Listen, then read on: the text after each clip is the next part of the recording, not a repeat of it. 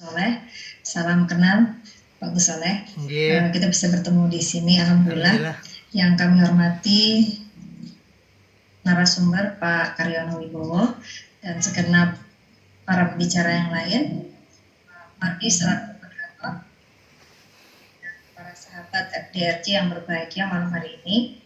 Mungkin saya sambil share screen ya, Pak izin sambil bisa menjelaskan, mungkin nggak serius-serius banget sih, tapi biar lebih terarah diskusinya. Yes, dipersilakan Bu. Baik. Baik, materi saya tentang tadi saya kira saya juga sepakat dengan Pak Karyono ya, terkait mengapa misalnya pilihannya harus amandemen gitu, apa saja gitu ya. Tadi sudah disampaikan juga, disimpulkan oleh Pak Muhardi bahwa saya juga termasuk yang kemudian saya dan JPPR ya, karena JPPR adalah organisasi pemantau pemilu yang sudah 23 tahun berdiri, dan kami juga sudah mengalami dari proses pasca reformasi. Jadi memang melihat fenomena belakangan ini yang kemudian menjadi proses yang sedikit menggelitik gitu ya, karena kemudian seperti tensinya naik turun, yang dulu sudah dimunculkan, kemudian ditenggelamkan lagi, kemudian akhirnya muncul kembali. Nah, bagi kami sebetulnya wacana penundaan pemilu itu bagian dari mengingkari amanat rakyat. Nah, sedikit kalau bicara soal demokrasi, mungkin Bapak Ibu sekalian, misalnya kita bicara soal bagaimana persamaan hak pilih, bagaimana partisipasi efektif, bagaimana soal akses informasi, kemudian kontrol agenda publik. Nah, kontrol agenda publik ini menjadi salah satu hal yang sangat penting, karena ya saya kira kalau Bapak Ibu adalah FDRD, saya kira kan ini menjadi kesempatan baik ya untuk bisa saling mengingatkan, kemudian memberikan masukan apa saja sebetulnya yang dibutuhkan sih oleh masyarakat pemilih dalam proses bernegara hari ini, kemudian persamaan di mata hukum. Nah, itu harus memang ada syarat-syarat itu di dalam proses kita dalam hidup berdemokrasi. Nah, kemudian yang paling penting juga yang harus digarisbawahi adalah soal pemilu dilakukan secara periodik, yang kemudian pemilu dilakukan 5 tahun sekali, seperti tadi juga disampaikan bahwa mendasarkan pada konstitusi pasal 22E ayat 1 Undang 1945 dan juga pasal 7 tadi. Kemudian jabatan politik ada batas waktu. Nah, ini suatu hal yang penting untuk di-highlight, karena kadang-kadang kalau sudah ada jabatan kemudian lupa gitu ya, karena sudah terlanjur punya sesuatu yang kemudian dipertahankan. Nah, tapi itu kan ada juga harus dipertanggungjawabkan. Jadi pada prinsipnya pemilu juga rakyat punya hak untuk menuntut ya, apa yang kemudian dia pilih, akuntabilitasnya seperti apa. Nah, petahana sebagai orang yang kemudian dia memimpin, dia harus mempertanggungjawabkan jabatan itu kepada rakyat. Nah, ini adalah sebenarnya sebuah logika kekuasaan ya. Kenapa kekuasaan menjadi hal yang penting untuk kita cermati bersama, bahwa dalam kekuasaan saya kira negara sebagai pemerintah ya, itu mempunyai kewenangan, punya kendali, kemudian ada kapasitas dan ada hubungan koneksi. Hubungan koneksi ini yang saya katakan sebetulnya sebagai bagian dari kontrol publik, karena kontrol publik merupakan keniscayaan gitu dalam proses demokrasi timbal balik. Jadi rakyat atau pemilih itu mempunyai kendali atas kontrol, kemudian dia juga ikut berpartisipasi tentang politik, kemudian dia juga bisa menjalin jejaring. Nah, menjalin jejaring ini menjadi salah satu kekuatan masyarakat sipil ya, untuk bisa sebetulnya melakukan agenda-agenda strategis, karena Indonesia adalah negara multikultur, multiragam gitu, dengan berbagai suku, agama, dan ras, maka penting untuk bisa menjalin jejaring. Nah, kemudian kalau kita bicara hari ini misalnya kepuasan sebagai bingkai penundaan pemilu. Awalnya kan sebetulnya kalau kita bicara kenapa kemudian ada isu ini kan berkaitan juga misalnya dengan survei ya, survei yang kemudian mengatakan kepuasan terhadap pemerintahan Jokowi hari ini, Pak Jokowi hari ini. Kemudian juga kalau bicara soal partai juga kelihatan bahwa di dalam 9 fraksi parlemen itu hanya 2 yang kemudian sebagai oposan gitu, yang kemudian 1 mungkin agak abu-abu tapi 1 yang jelas. Nah, ini menjadi hal yang kemudian bisa dikreasi bahwa ini merupakan kesempatan baik untuk bisa istilahnya mungkin menunda gitu ya bahasanya. Nah, ini beberapa pernyataan dari petinggi partai politik, petinggi negara tentang penundaan pemilu ya, yang tadi juga sudah disampaikan, bahwa misalnya soal bicara pandemi, bagaimana misalnya rakyat menghendaki, kemudian soal situasi perekonomian yang kemudian dikaitkan dengan para petani sawit misalnya merasa puas gitu dengan kepemimpinan hari ini. Kemudian juga soal pemulihan ekonomi nasional. Kalau bicara pemulihan ekonomi nasional, sebetulnya statement dari Menteri Keuangan, ekonomi kita sebetulnya tumbuh gitu ya. Jadi sebetulnya nggak ada halangan soal pemulihan ini kalau dibicarakan secara lebih detail. Nah, tapi juga di sisi lain kita juga harus melihat bahwa belum semua petinggi partai terpilih dengan hasil survei. Nah, ini juga yang menarik bahwa di sisi lain bicara soal kepuasan, di sini kita juga melihat ternyata ada proses survei yang kemudian tidak memasukkan gitu ya, bukan tidak memasukkan, tapi memang faktanya bahwa di lapangan yang kemudian terpilih itu bukan orang yang kemudian berasal dari partai atau ketua partai politik yang kemudian dia diunggulkan dalam survei, tapi hanya satu orang ya kemudian yang dinilai paling kemudian bisa mewarnai di sini. Makanya beberapa partai misalnya kemudian ada statement barangkali juga karena melihat persiapan atau mesinnya mungkin belum selesai kalau 2 tahun lagi kemudian diadakan pemilihan.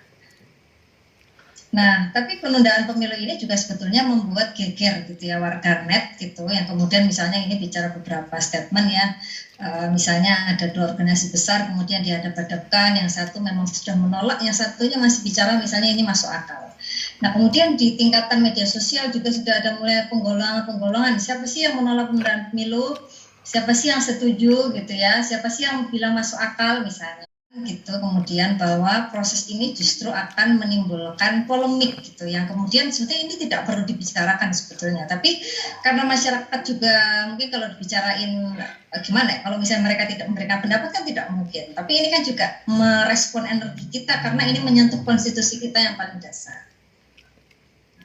Nah, potensi polemik ini juga ternyata, misalnya kita bicara platform medsos, ini ada cerita teman saya yang beberapa waktu lalu juga kemudian ikut mengomentari dan dia di salah satu platform ya ini di FB ya, kemudian disuspend gitu FB-nya gitu, karena dia kemudian memberikan statement. Nah, kemudian setelah dia menghapus beberapa waktu kemudian dia bisa lagi menayangkan FB-nya. Nah, ini juga menarik gitu, kenapa tiba-tiba platform medsos juga kemudian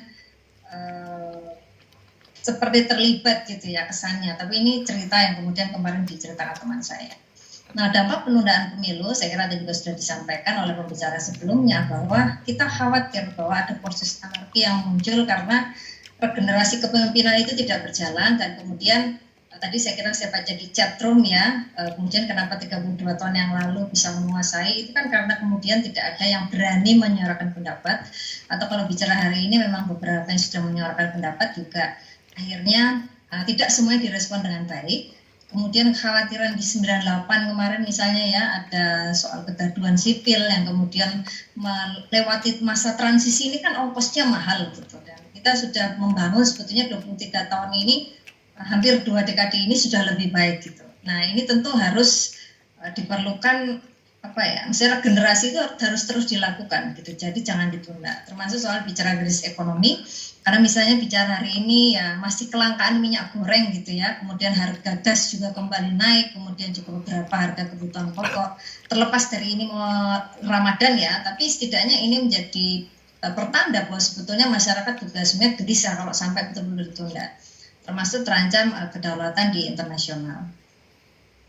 Nah, ini saya kira tadi juga sudah disampaikan, saya tidak akan membacakan lebih lanjut ya, bahwa ada amandemen, kemudian kalau bicara kemarin juga sempat ada Perpu nomor 2 2020 ya, Pilkada 2020 yang kemudian muncul karena ya prosesnya harus dilakukan, kemudian juga ini beberapa cara aja ya, amandemen juga ada dekret, nah, kemudian ini caranya juga tadi juga sudah disampaikan.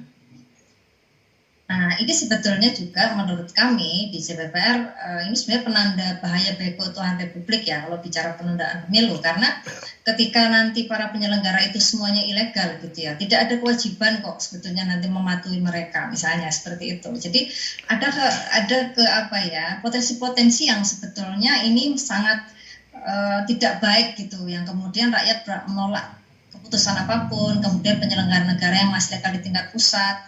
Karena kedua penyelenggaranya dapat diberhentikan oleh Presiden dengan persetujuan DPR. Nah, kemudian Presiden dan DPR saja sudah tidak sah. Nah, jadi gimana kalau misalnya kondisi seperti itu? Nah, TNI dan Polri misalnya hari ini juga kan sekarang terpisah ya dengan tugas masing-masing, punya komando sendiri-sendiri yang masing-masing bertanggung jawab secara terpisah kepada Presiden. Nah, ini beberapa hal yang kemudian harus direnungkan ketika memang betul-betul akan ditunda pemilu. Nah, JPPR sebagai lembaga masyarakat sipil yang terdiri atas NU, Muhammadiyah, kemudian Interfaith, akademisi, dan organisasi masyarakat LSM, kita sebetulnya mengajak gitu ya, bahwa semua elemen itu mempertimbangkan kembali soal masa jabatan, bahwa memang cukup 5 tahun sekali, dan kalau sudah diperpanjang cukup 1 kali saja dan kemudian harus diganti. Kemudian JPPR juga memandang agenda penundaan pemilu 2024 merupakan pencederaan gitu ya, proses reformasi yang kemudian pengingkaran konstitusi yang paling dasar, yang paling fundamental, yang kemudian ini sangat mengganggu, sangat meresahkan banyak pihak. Nah, JPPR juga khawatirkan sebetulnya kondisi ini suara elit itu semakin keras. Jadi ini sebetulnya kan hanya olahannya elit ya, karena saya kira juga kemudian tadi juga sudah disampaikan bahwa Presiden sudah memberikan pernyataan. Ini kan sebetulnya apa ya, hanya semacam fluktuasi yang terus muncul. Yang ini kemudian sebetulnya tadi ya, pro kontranya di masyarakat itu yang akan sangat berat menurut saya.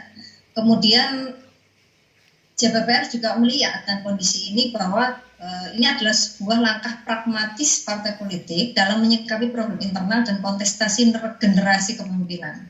Nah, kami juga sebetulnya mendorong bahwa daripada kita capek bicara soal penundaan pemilu, kita penting untuk mendorong nih KPU yang hari ini kemudian sudah sedemikian rupa menyusun jadwal pemilu itu harus segera ditetapkan oleh Komisi 2 karena sekarang juga masih reses ya, tapi kita mendorong agar segera ditetapkan sebagai modal penting untuk memulai sirkulasi tahapan demi terwujudnya pemilu operasional, efisien, mudah, dan taat hukum. Saya kira itu aja materi saya, Pak Muhardi. Mohon maaf atas segala kesalahan, barangkali ada yang kurang tepat. Assalamualaikum warahmatullahi wabarakatuh.